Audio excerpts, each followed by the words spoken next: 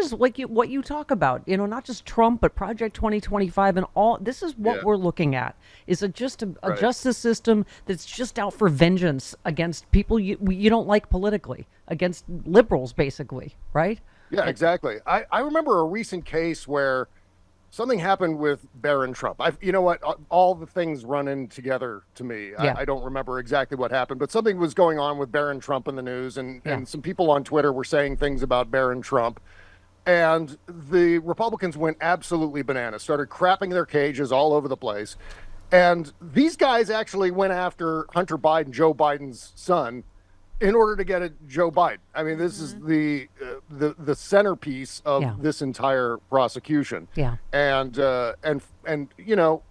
Merrick Garland had to do his thing. I mean, it's one of those things where it's similar to with Donald Trump, where if you see a crime, it's really difficult to step back from it. And I think the Justice Department was inundated with Republicans, screaming pointing them in the sweetheart direction of deal. Hunter Biden. Yeah. God. Yeah. And it, like you say, it doesn't matter what would have happened yesterday, right? They had their talking points already way. to scream.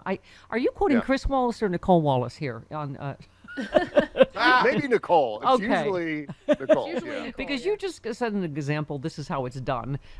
Trump is, of course, a convicted felon. His worldview is devoid of facts, untethered to reality. He offers no vision for the future. Instead, rants and rambles about sharks, electric boats, windmills, toilets. He constantly lies about the border, even though he was the person who killed the bipartisan border deal. He lies about the rule of law, the system of justice. He calls January 6th insurrectionists who stormed the Capitol warriors. Trump has made it clear his entire campaign is about himself.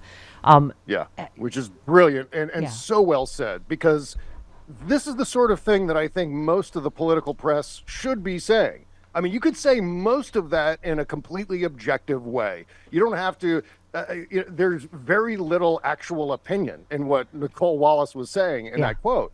And the thing that's driving me crazy is I don't see hardly anyone in the political press treating this emergency the way it needs Thank to be you. treated. We are on the brink. We're a few percentage points, if you believe the polls, a few percentage points away from fascism. And that Yes. should be a 5-alarm emergency in every circle in this country right Yes. now. And I just don't see it. It's just la, la, la. Let's continue on as though this were normal, as though, well, all it's going to mean if Donald Trump gets elected is corporate tax cuts. No, it's going to be far worse than that. I don't think people understand the stakes, which is bearing out in some of the polls insofar as 71% of Democrats don't even know what Project 2025 is that's or that it scary. even exists. I saw your quote, Bob, and I wanted to give you more props than I normally do. And I normally am a huge Bob Cesca suck up, but that you called it, I don't have it in front of me, but that what you just said, that this is a national emergency, that we have got to act like this is the national emergency it is.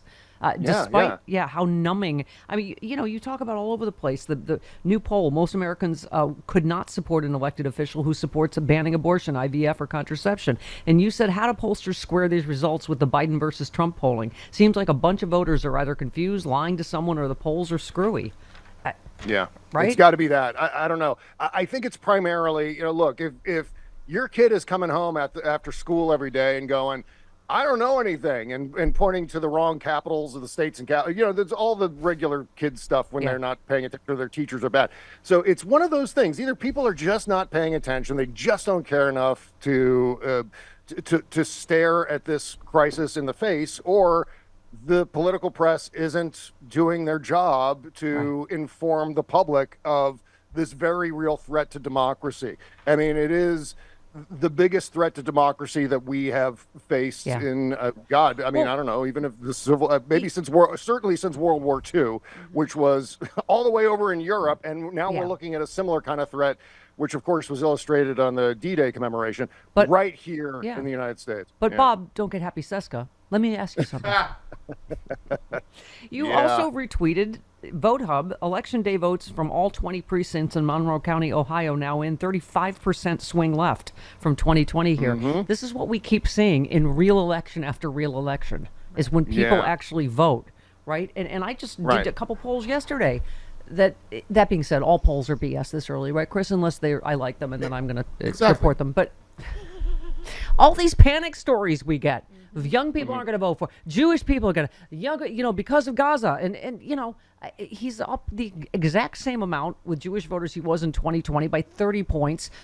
Young people by 20 points. I'm so tired of it. Do you have like just over startled response from? You're just like, no. Oh my God. Yeah. Latest That's poll. Right. I have a tab open to a couple of the polling aggregators where I just go and I check it out every once in a while. And it is that panic feeling. And so that's, I think, what we all kind of face when it comes to the polls, where instinctively we see the numbers and go, oh my God, and expletive. And then it kind of sets in, wait a second. There's some sort of disconnect here between how people are actually voting and what the polls are saying, how people will end up voting. And so these are two things that we're constantly having to square. And I don't know what to believe anymore. I mean, talk about feeling destabilized. Yeah.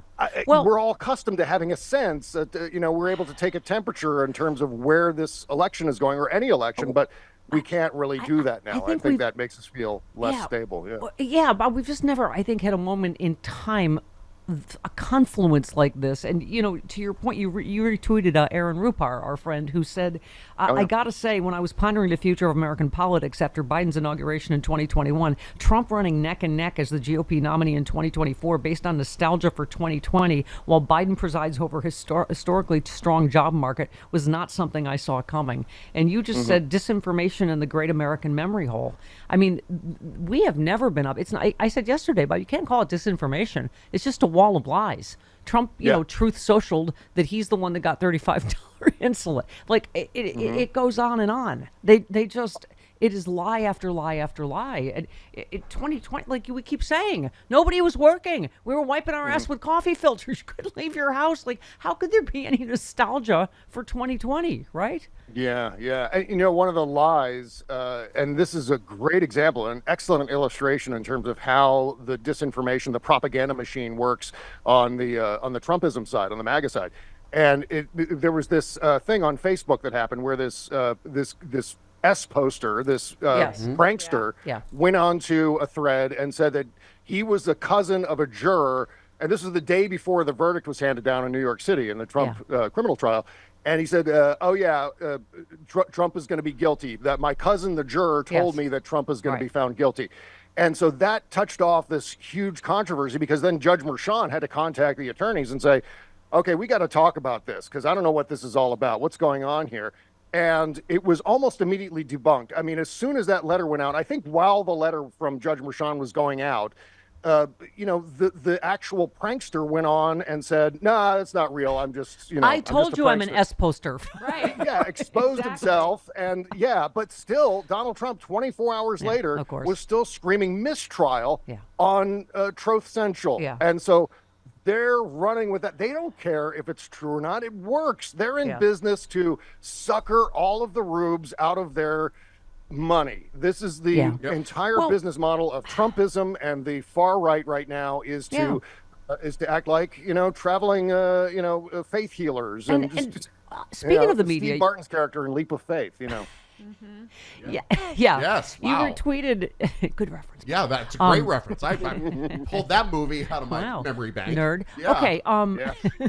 But you were, retweeted Asen talking about a right winger on Trump's rally speech. It showed us who he is. He's a normal, average American. He did great without the teleprompter. And you just said this is a huge reason why we're here. Political consultants / pundits framing the presidency as a job for normal, average Americans. Sorry, no. The presidency demands exceptional documents. I don't want an average American negotiating a nuclear standoff or handling a pandemic. And also, he did great without the teleprompter. No. Charlie Pierce said yesterday, I said you would move away from that person on the bus stop, and Charlie's like, I wouldn't even take the bus. Yeah. I mean, look, at this point, we've all been over the sharks versus electric boats scenario, which, by the way, he's told that story. Hal Sparks will verify this. He's told that story a bunch of times. Yes. This is not the first time. And so he's had time to practice it. And that was as good as it gets after having told it a bunch of times. But here's the bigger picture in all of this. Okay, so if Donald Trump becomes president, the worst parts of the climate crisis will absolutely happen to us because Yeah. he will roll back all the regulations, Yeah. all the spending to mitigate the climate crisis, on top of ending the EPA, ending NOAA, withdrawing from the World Health Organization. These are all things that he actually plans. This is in writing. Yeah. This is not some sort of partisan hyperbole. And so we are facing this existential crisis as humanity, and this is how he's justifying it. Yeah. Sharks versus electric boats that sink because they're too heavy. And what do? Do you jump off and get eaten by the shark, or do you get electrocuted? But why doesn't the shark get electrocuted? Right. None of it makes sense. Right. Idiocracy that we face And now. this is why America desperately needs the Bob Cesca show, both in every form, human form, podcast, Twitter, threads, whatever. Dessert topping. Yeah, Yes. I mean, Randy the best Mayhem. form. But this is how I find my sanity. On Twitter, Randy Mayhem Singer said, "I still can't get over Trump's boat battery MIT shark electrocution ramble. At least RFK Jr. can blame a worm for eating part of his brain." Yeah. It's just election 2024. And Jane Newberger said, "At some point, the windmill bird cancer speech had to be replaced with the boat battery shark speech. This is called evolving." I mean, we are in the stupidest timeline. We are idiocracy turned up to 11. There is not enough Rondo. Right? I mean, it's just okay. I mean, when I watch something like that, I try to put myself into the soft brains, the soft skulls of the Red Hat disciples in the crowd. And I wonder, what are they thinking when they're listening to this? In Are they 110 degree heat. wow. Yeah, I mean, yeah, right, in the heat. Well, that's going to solve lots of problems. But what happens is, do they think, okay, well, this is nuts? Or do they think, wow, that makes a lot of sense? Or do they think, this is so nuts, this is going to drive the libs crazy? I mean, it's got to be one of those things. But on some level, some of them have to be going, this makes no sense. What's he talking about? Why are we wasting our time listening to him talk about sharks and shark attacks and electric boats, not realizing that all gas-powered boats have batteries in them as well? Thank you. Thank By you. the way, the hypocrisy is on every subject, not just Hunter Biden, guns. You retweeted Eric Erickson, who said the very same progressives trying to discredit the Supreme Court see nothing wrong with a judge giving money to Joe Biden. And you said Judge Merchan gave $35 to Act Blue. Justice Thomas, you have $4 million. He took $4 million in bribes. If you can't see the vast difference here, Eric, I have to seriously question your ability to understand what numbers mean. I mean, oh my God. Yeah. Well, I mean, talk about a guy whose entire life right now, Eric is what I call it. You just add the extra Eric. Yeah. Is his middle name also Eric? Or? Probably is Eric Erickson. Yeah. That's right. The Eric's son is that's his stage name. It's actually Eric. And he will name his son Eric's son. Eric. Who is Eric Erickson's son? Yeah. Jr. Yeah. Oh God. Oh, he added the middle name Eric. So it's Eric. All right. Let me end with your very fantastic thread where you said there is a degree of hipsterism. This is the what can we do? This is our call to action. You said there's a degree of hipsterism among liberals. That's something I have never been weighted down with as being hip in any way, shape, or form. Me neither. That prevents some of us from expressing support for Biden's accomplishments. Sure, I get not wanting to be seen as a rubber stamp for leadership. The thing is, Biden is the only leader standing between us and fascist autocratic idiocracy. And to your point, the Washington Post headline this morning, the global economy is in better shape than it was at the start of the year, thanks largely to the performance of the United States, the World Bank said in its latest forecast Tuesday. I would echo Governor Shapiro, stop talking America, and don't worry about seeming hip, right? Right. And you know what? When you go to compliment something from Joe Biden's record as president, you don't have to start it by saying, well, Joe Biden isn't perfect. Or, well, the Democrats aren't perfect. That drives me crazy. It's unnecessary. Just leave that off. You've only got, 200 characters to work with on Twitter or wherever. Use that to talk about the accomplishments, and don't feel, my God, the accomplishments. Because so many human beings are perfect. So yes, feel like you need to say Joe Biden's not perfect.